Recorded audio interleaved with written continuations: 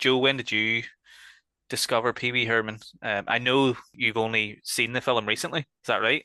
Yeah, that's right. I only watched it for the first time yesterday. Disgusting. But anyway, when did you first learn of the character of Pee Wee Herman? I think it was similar to Adam. It's just sort of the way American culture became absorbed over here because obviously none of his shows ever aired over here. And I think I've seen bits of Pee-wee's Big Adventure. It was in like RTE when I was younger, but it just never really took to it then.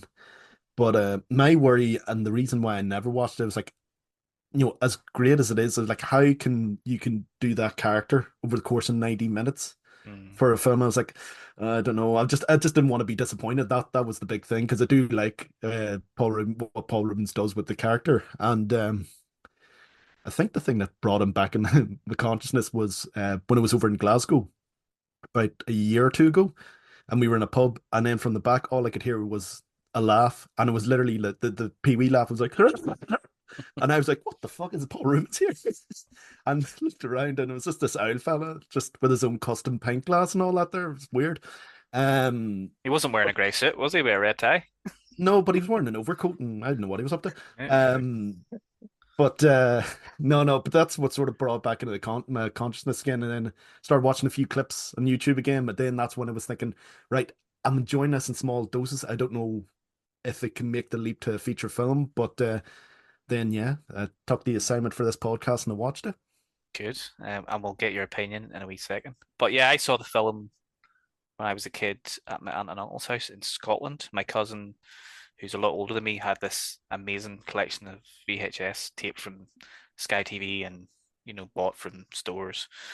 And I was obsessed with it. Like it was just like, oh my God, this is amazing. I loved it back then when I first watched it, probably circa 91. Didn't actually realize that Pee Wee Herman was just a character and Paul Reubens was the actor playing this character. To me, it was just, oh, there's this guy Pee Wee Herman who's in a film and they've just called it the film after him. And didn't realize that until I saw Buffy the Vampire Slayer, where obviously Paul Reubens appears as a vampire in a very famous death scene as well.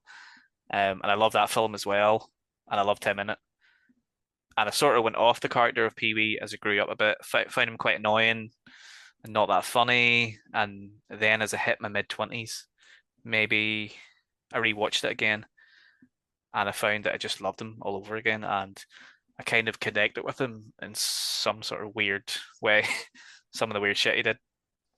The goofy shit that he does is absolutely hilarious to me. Like it's so stupid that it shouldn't be funny, but it's just funny because he's amazing, and he plays that character so well. And as you said, Adam, like he plays it in a like sort of in a straight way, and it just works. Like I rewatched the film last year again for the first time in a few years, and it's just as amazing as it was when I was a kid. It's a real cinematic journey. The film itself is an actual big adventure, and it's a love letter to cinema as well. I've sort of forgotten about all the kind of homages to cinema as well. He goes through, and it's just so fucking funny. But let's talk about some of the iconic scenes because there's so many iconic scenes in this film. I think we can't uh, go without talking about Pee Wee without bringing up the "there's no basement in the Alamo" scene. But it's a lot of people think like, oh, like he thinks there's no, he doesn't know there's no basement in the Alamo, but the actual like build up to that joke where he's trying to ask the tour guide a question and he keeps putting his hand up and the girl's like, ask me questions at the end of the tour. And he's just sitting rolling his eyes. He's been there for hours. He's like, oh Yeah. God. It's so fucking funny. Yeah. I think a lot of his reactions is the funny thing. The setups and the reactions are the good things I loved about him. I mean, obviously the large Marge scene's fantastic as well. That whole setup before that, and then the biker scene where he drives off on the wee bike and crashes. Joe, what about you? Let us know your thoughts. You only watched it recently for the first time. Yeah, and I loved it. There's Good. no two ways about it. Yeah, because like I said, like after even the initial scene where he's dreaming of the Tour de France, I was like, nah, you've won me over. I'm ready for this. And then going about his morning routine, and I was like, this is so fucking stupid, but I love it. And then yeah, what from the moment he has his first meeting with Francis, that's when I was like, yeah, Oh my I'm God. locked in. Yeah, Francis is a wee bastard. Man, like I Uh, actually, oh God, I despise that. like there's a small Okay. moment, but it just had me in tears. It's when he tries to go to Francis's house to get his bike back, and he knocks on the door. And the first time he's like, "No, go away," and then he just puts like the knocker on the door and just runs into the house. It's so stupid, but it's brilliant. It's so good. It's so Uh, good. all the other major scenes, like the biker scene and yeah, obviously the tequila song, Mm, that's just fantastic. But the bit I really liked is when he's talking to the waitress in the mouth of the T-Rex model. mm. That's why I really love the film. It's because he's very sincere and heartwarming in those moments. He's like, no, just follow your dreams. You're like, that's nice. Hmm. Nice Yeah, wee message. there is actually a nice message to it. Yeah. Mm. The sort of bit where he's in the hotel and he's like the bellboy or something, isn't he?